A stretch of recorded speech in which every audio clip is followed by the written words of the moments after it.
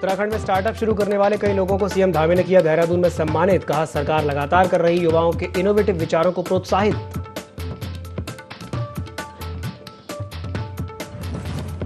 लोक निर्माण विभाग की आज हुई महत्वपूर्ण समीक्षा बैठक। कैबिनेट मंत्री सतपाल महाराज बैठक में रहे मौजूद। अधिकारियों को दिए कई अहम निर्देश।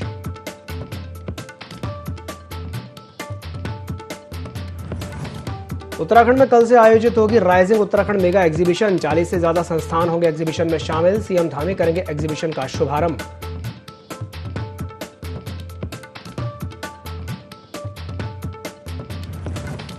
उत्तराखंड के परिवहन मंत्री एक्शन मोड में आए नजर। दिल्ली से लौटते हुए खतौली में किया ढाबे का औचक निरीक्षण। साफ सफाई रखने और अन्य जरूरी निर्देश किए जारी।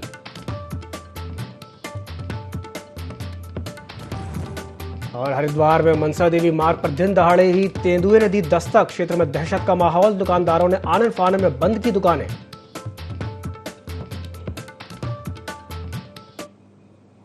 नमस्कार, देवभूमि लाइव में आपका स्वागत है। मैं हूं आपके साथ दिव्यांशु जोशी।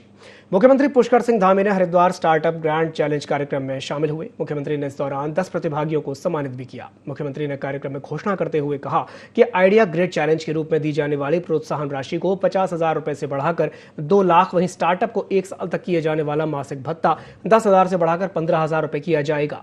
जबकि SC, ST, दिव्यांग और महिलाओं को दिया जाने वाला मासिक भत्ता 15,000 से बढ़ाकर 20,000 रुपए किए जाने की घोषणा की। इस अवसर पर मुख्यमंत्री ने इन्वेस्ट इंडिया द्वारा तैयार की गई वेलनेस रिपोर्ट का विमोचन भी किया।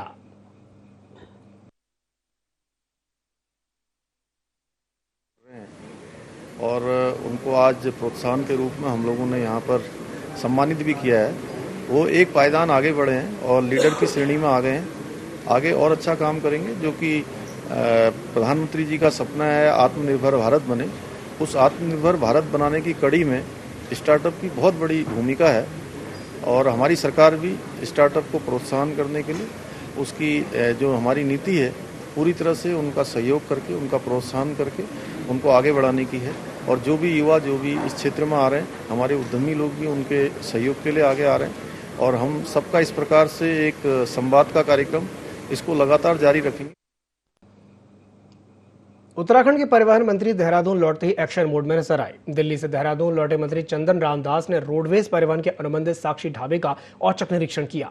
मंत्री ने इस दौरान ढाबे पर सफाई और खाने का निरीक्षण करके जरूरी निर्देश जारी किए। वहीं ढाबे पर रोडवेज बस के सवारियों से बातचीत करके व्यवस्थाओं के बारे में जानकारी ली। ढाबा मालिक को सख्त निर्देश दिए कि सवारियों को रेट लिस्ट के अनुसार ही खाना दिया जाए। साथ ही चेताया कि अगर शिकायत मिली तो कार्रवाई की जाएगी।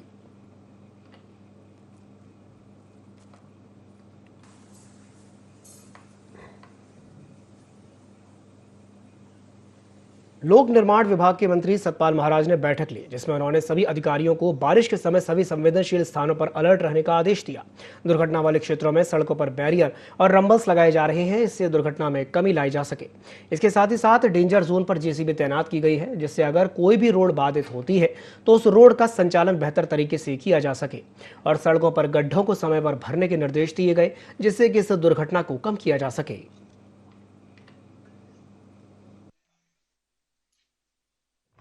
उसके लिए हम लोगों ने जो है क्रैश बैरियर लगाने के लिए हमने दे दिए हैं और हमने चिन्हित कर दिया है।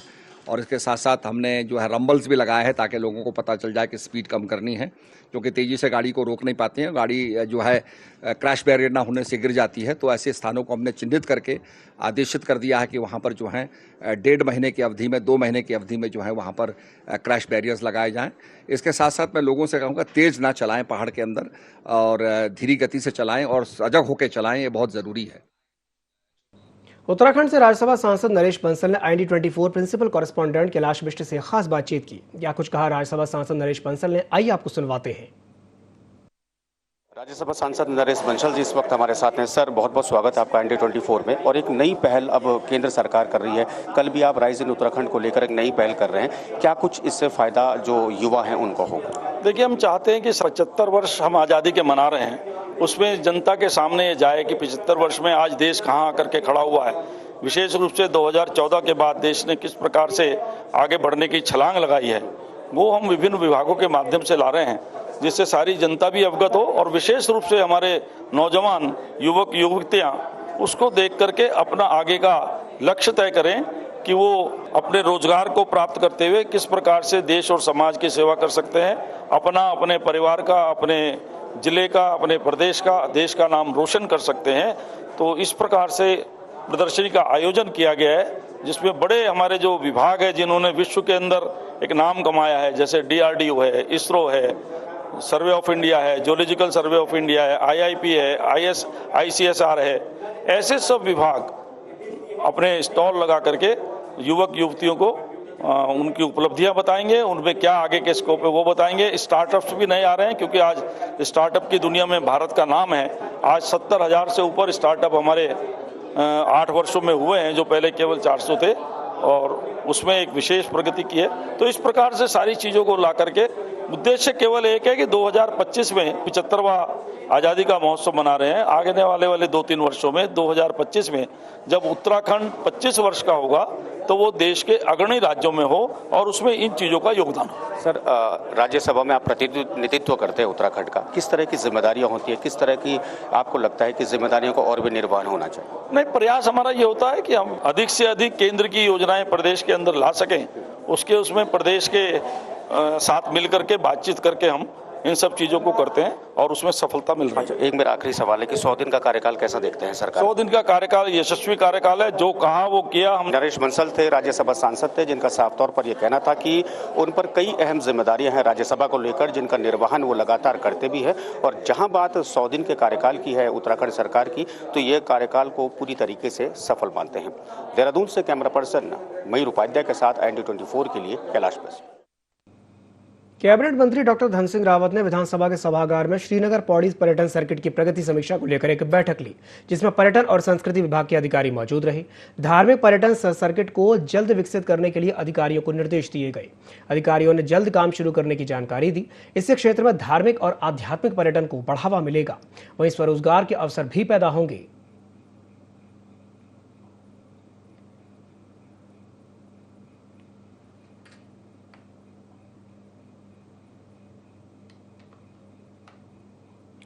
बढ़ते हैं अगली खबर की ओर। कैबिनेट मंत्री सौरभ बहुगुणा ने सचिवालय में मत्स्य, डेयरी विकास एवं पशुपालन विभाग की समीक्षा की। इस बैठक में सभी जनपदों के जिलाधिकारी, मुख्य विकास अधिकारी भी वीडियो कॉन्फ्रेंसिंग के माध्यम से उपस्थित रहे।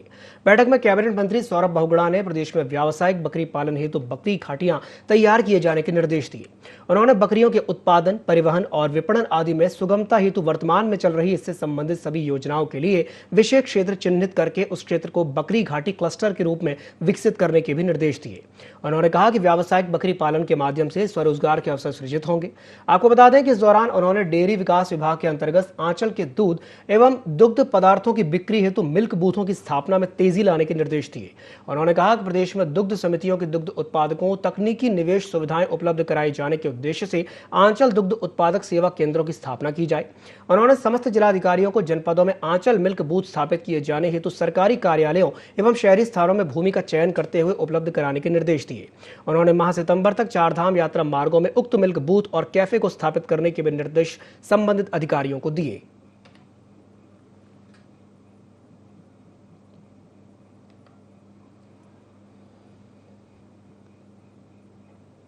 उत्तराखंड के सीएम पुष्कर सिंह धामी के कार्यकाल का 1 साल पूरा हो गया है। सीएम धामी ने पिछले साल 4 जुलाई को राज्य की कमान संभाली थी। भाजपा प्रवक्ता विपिन कैंथोला ने कहा कि सीएम धामी का 1 साल का कार्यकाल शानदार रहा है। उन्होंने कई योजनाओं को लागू किया, इसका लाभ जनता को मिला। यही कारण रहा कि बीजेपी ने मिथक को तोड़ते हुए उत्तराखंड में दोबारा प्रचंड बहुमत के साथ अपनी सरकार बनाई।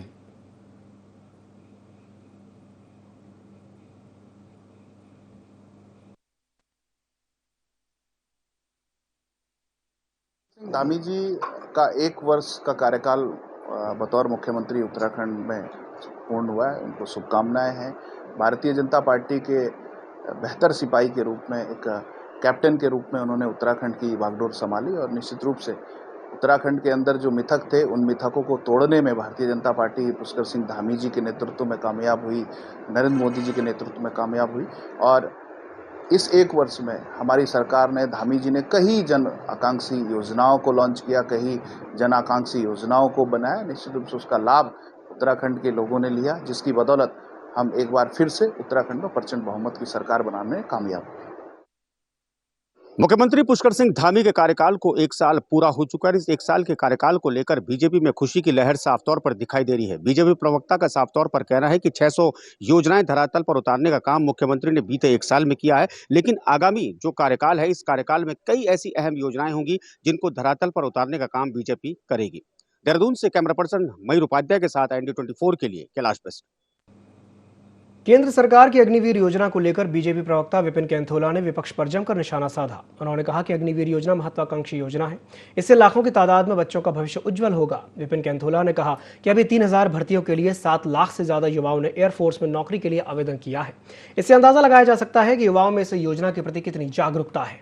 उन्होंने कहा कि इतने युवाओं की भीड़ जुटना विपक्ष के मुंह पर करारा तमाचा है।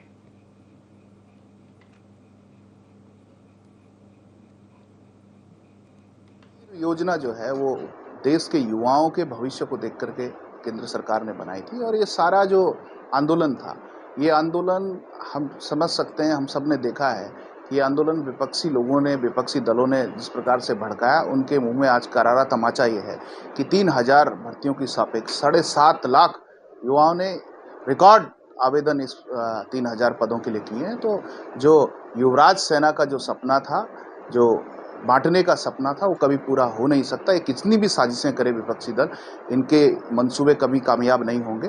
भारत के युवा जानते हैं, देश के युवा जानते हैं कि देश की सुरक्षा, देश के सम्मान के लिए उनको क्या करना है। उत्तराखंड के दिनेशपुर में भाजपा मंडल समिति की बैठक हुई। नगर पंचायत सभागार में हुई इस बैठक में विधायक अरविंद पांडे शामिल हुए। इस दौरान अरविंद पांडे ने कहा कि सभी कार्यकर्ता सक्रिय रूप से अपने क्षेत्र में कार्य करें। विधायक पांडे ने कहा कि सरकार की नीतियों को आम जनता तक पहुंचाना अत्यंत आवश्यक है। जनता पार्टी ने तय किया कि जहां पहले राष्ट्रीय कार्य समिति होती थी, प्रदेश कार्य समिति होती थी, जिला कार्य समिति होती थी, अब संगठन ने तय किया कि मंडल कार्य समिति भी होगी। उसी कड़ी में आज दिनेशपुर मंडल का कार्य समिति की बैठक हुई और 100% जो हमारे पदाधिकारी थे, चाहे प्रांतीय स्तर के थे, चाहे मंडल स्तर के, चाहे जिले स्तर के, सभी कार्यकर्ताओं की मौजूदगी थी और राजनीतिक प्रस्ताव भी आया। जो देश के अंदर नई योजनाओं के माध्यम से आम जनता के जीवन में जो बदलाव हुआ है, वह कहीं ना कहीं बदलाव आम कार्यकर्ता को पता चलना चाहिए। इस नाते इस कार्य समिति में विभिन्न विषय थे। देहरादून के सचिवालय में सूचना विभाग की समीक्षा बैठक हुई। इस नई फिल्म नीति 2022 को लेकर प्रमुख सचिव अभिनव कुमार ने बैठक ली। इसमें फिल्मों को उत्तराखंड राज्य के संदर्भ में व्यावहारिक और सरल बनाए जाने को लेकर के बैठक हुई। राज्य में अधिक से अधिक फिल्मों की शूटिंग हो, रोजगार पैदा करना और प्रदेश के पर्यटन को बढ़ावा मिले, खास उद्देश्य रहा। बैठक में राष्ट्रीय फिल्म पुरस्कार की तरह वार्षिक समारोह आयोजन को लेकर के चर्चा हुई। स्थानीय बोली में बनी फिल्मों को भी बॉलीवुड, हॉलीवुड की तरह महत्व देने के निर्देश दिए गए। नई फिल्म नीति से राजस्व में भी बढ़ोतरी होगी।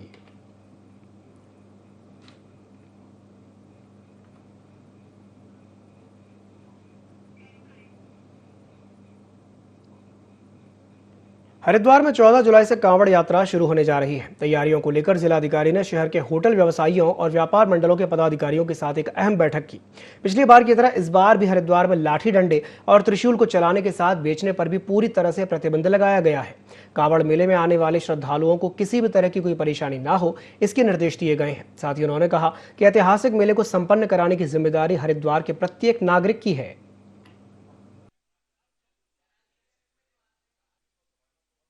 होटल एसोसिएशन, धर्मशाला एसोसिएशन, व्यापार मंडल के लोगों के साथ एक बैठक की थी।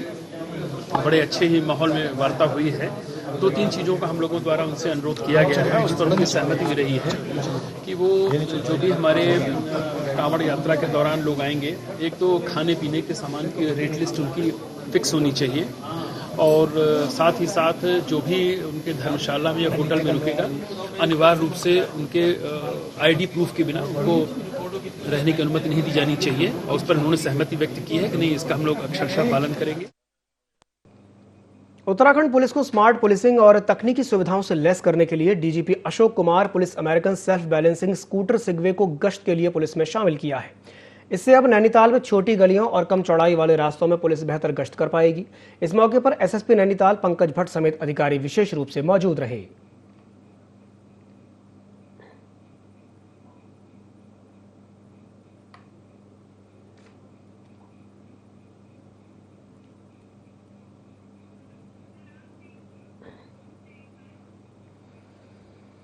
उत्तराखंड में लगातार हो रही बारिश लोगों के लिए मुसीबत बन गई है। देहरादून के डोभाल तक चौक इलाके में गढ़वाली कॉलोनी में पानी भर गया। पानी लोगों के घरों में घुस गया। इससे लोगों को दिक्कतों का सामना करना पड़ा। इस जलभराव की वजह अतिक्रमण को माना जा रहा है। देहरादून में लगातार बारिश लोगों के लिए मुसीबत बन गई है। गढ़वाल कॉलोनी में जलभराव हो गया।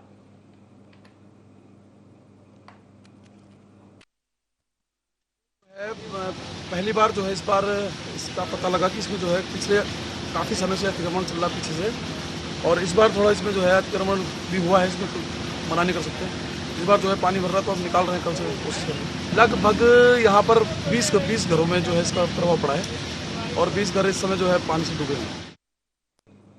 रुद्रप्रयाग में बारिश का दौर लगातार जारी है। इससे जनजीवन प्रभावित हो गया है। लगातार बारिश के कारण ऋषिकेश बद्रीनाथ राष्ट्रीय राजमार्ग सिरोर बगड़ में और केदारनाथ हाईवे भटवाड़ी सैंड में बंद हो गया है।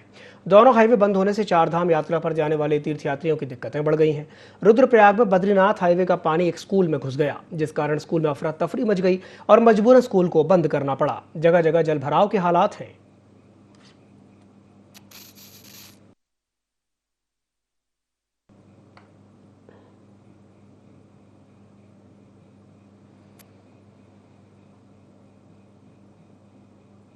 सितारगंज में कैलाश और बैगुल नदियां उफान पर हैं। इसे लेकर प्रशासन ने ग्रामीणों को बचने के लिए अलर्ट जारी किया है। इसे लेकर प्रशासन ने 15 जून से लेकर के 30 सितंबर तक के लिए बाढ़ चौकियां बनाई हैं। वहीं तहसीलदार जगमोहन त्रिपाठी ने बताया कि पिछले साल की तरह इस बार भी बाढ़ प्रभावित क्षेत्रों में प्रशासन ने 3 बाढ़ चौकियां बनाई हैं, जो कि राजकीय इंटर कॉलेज शक्ति फार्म, आंगनबाड़ी केंद्र भवनपुरी, पंचायत भवन रुद्रपुर में बाढ़ चौकियां बनाई गई हैं, जिसमें कई विभाग के कर्मचारियों को बाढ़ चौकियों में तैनात किया गया है, जिससे ग्रामीणों की सुरक्षा की जा सके। साथ ही प्रशासन ने नदी किनारे बसे ग्रामीणों को सुरक्षित जगह पर जाने की सलाह भी दी है।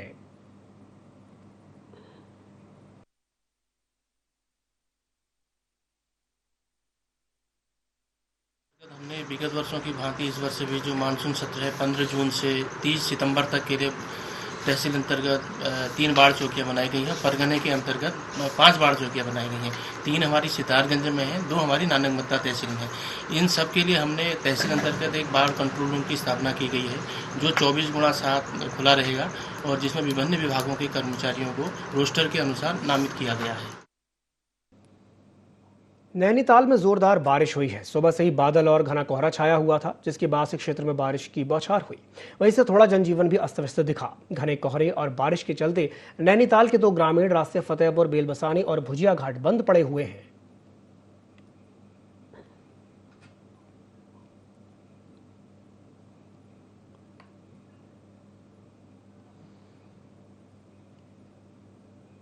हरिद्वार में मनसा देवी मार्ग पर दिन दहाड़े एक तेंदुआ दिखाई दिया, जिससे दुकानदारों में अफरा तफरी मच गई। तेंदुआ करीब 5 मिनट तक दुकानों के आसपास ही घूमता रहा। तेंदुए के जाने के बाद दुकानदारों ने राहत की सांस ली।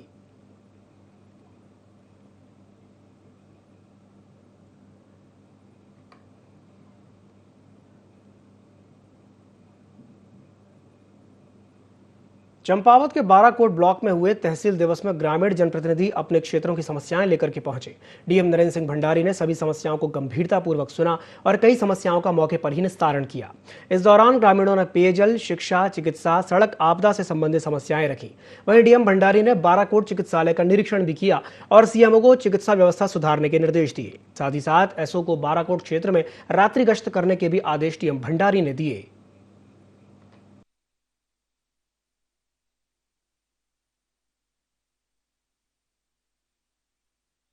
हमारे विकास खंड बाराकोट में जो तहसील दिवस का आयोजन किया गया, जिसमें ये तहसील दिवस का शुभारंभ माननीय जिलाधिकारी महोदय द्वारा, जिसमें हमें पूर्ण विश्वास और उनकी कार्यशैली को देखते बड़ी प्रसन्नता हो रही है कि जो भी वो तहसील दिवस में समस्या आई पब्लिक की, उनको उन्होंने बड़ी गंभीरता से लिया और उसका समाधान करने के लिए उन्होंने 15 से 20 दिन के माध्यम से, व्हाट्सएप माध्यम से और प्रचार माध्यम से हमें अवगत भी कराएं। नहीं होता है तो हम बड़े संतुष्ट हैं जनप्रतिनिधि, हम उनका आभार व्यक्त करते हैं। और ऐसे अधिकारी वर्ग अगर हमारे जिले में आ जाएँ तो हमारा जिला कई उन्नत करने को अग्रसर रहेगा। विकासखंड में आयोजित तहसील दिवस के अवसर पर माननीय जिलाधिकारी महोदय की अध्यक्षता में जो कार्यक्रम यहाँ पर आयोजित किया गया, वहाँ समस्त विभागों के अधिकारी और कर्मचारी उपस्थित रहे और जन समस्याओं के निस्तारण के लिए माननीय जिलाधिकारी ने जो जितने भी यहाँ पर शिकायत आई, उसके निस्तारण के लिए सभी अधिकारियों को निर्देशित किया कि वो 15 दिन के अंदर अपने जो भी लोगों की समस्याएं उनका निस्तारण करें और उसके निस्तारण के साथ साथ ही जहाँ पे उनके द्वारा कार्य किए जाएंगे उनको व्हाट्सएप और वीडियो बनाकर जिलाधिकारी को भेजें। और सभी जितने भी अधिकारी वहाँ पे उपस्थित थे विभागों के, उन सबसे ये कहा गया कि अधिक से अधिक जो भी समस्याएं यहाँ पर उठी हैं उनको 15 दिन के अंदर पूर्ण करने के लिए कहा गया। तहसील बाराकोट का तहसील दिवस जो संपन्न कराया गया, तो उसमें लगभग 55 प्रार्थना पत्र प्राप्त हुआ है और उसमें 100 से अधिक शिकायतें थी। तो अधिकतर शिकायतें पेयजल और सड़क की थी। पेयजल में जल जीवन मिशन के अंतर्गत जो हमारी मीटिंग होनी है 17-18 जुलाई को, तो उसमें प्रस्तुत करने के निर्देश दिए। और जो हमारी सड़क की हैं उसमें जो माइनर वर्क्स होने हैं उनको जेसीबी से जल्दी कराए जाने के, और जो बड़े वर्क्स होने हैं उनको शासन को एस्टिमेट तुरंत भेजें। और जो पंचायत सेक्रेटरीज हैं, तो 2 पंचायत सेक्रेटरी चंपावत में 14 हैं, यहाँ पे 2 ही हैं, तो 3 हैं यहाँ पे। तो ये जो इम्बैलेंसेस को ठीक करने के लिए भी निर्देश दिए गए। मसूरी में आरक्षित वन क्षेत्र दानियों का डांडा गांव के ग्रामीणों ने उप वन संरक्षक कहकशां नसीम को ज्ञापन सौंपा, जिसमें ग्रामीणों ने दानियों के डांडा आरक्षित वन क्षेत्रों में हो रहे पक्के निर्माण को रोकने की मांग की। ग्रामीणों का कहना है कि इस संबंध में पहले भी वन विभाग को लिख करके दिया जा चुका है, जिस पर वन विभाग ने पक्का निर्माण नहीं होने देने का आश्वासन दिया था।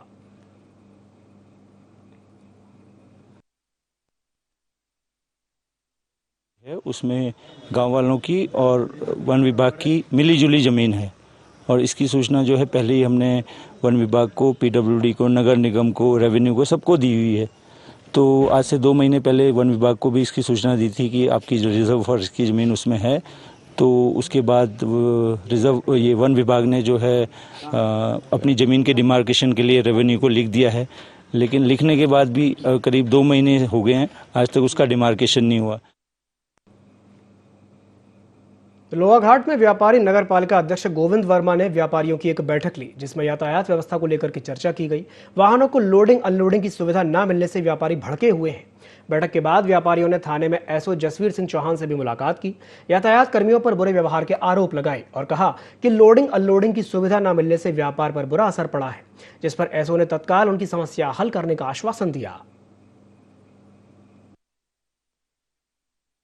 ये छोटे बड़े सभी परेशान हैं और अभी मार्केट में उतना रौनक है नहीं, और कुछ ट्रैफिक के सिपाही हैं जो व्यापारी भाइयों को और टैक्सी वालों को बहुत परेशान करते हैं, भद्दी गालियाँ भी देते हैं और हाथापाई में भी उतर आते हैं।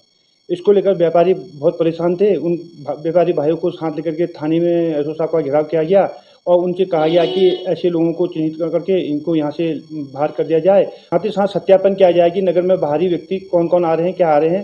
यहाँ सत्यापन की कार्रवाई कुछ नहीं हो रही। हमारा खेतीकान चौराहा और आसपास का जो बाजार है, वहाँ पर जो दूर ग्रामीण क्षेत्र की टैक्सियाँ वगैरह आती है, उसमें लोडिंग अनलोडिंग और सवारी चढ़ाने उतारने को लेकर थोड़ी अव्यवस्था हो जा रही है, जिसमें हमारे स्थानीय पुलिस का सहयोग चाहा गया है कि ये व्यवस्था थोड़ी दुरुस्त हो, सवारियों को भी दिक्कत ना हो और व्यापारियों को भी उनका व्यापार प्रभावित ना होना पाए, जिसमें हम संज्ञान लेते हुए इसमें समाधान करने की कोशिश करेंगे। इस संबंध में एक बार पुनः सख्त हिदायत दी जाएगी कि इस तरह की शिकायतें ना प्राप्त होने पाए, अन्यथा आप लोग जो है आपके खिलाफ कार्रवाई की जाएगी।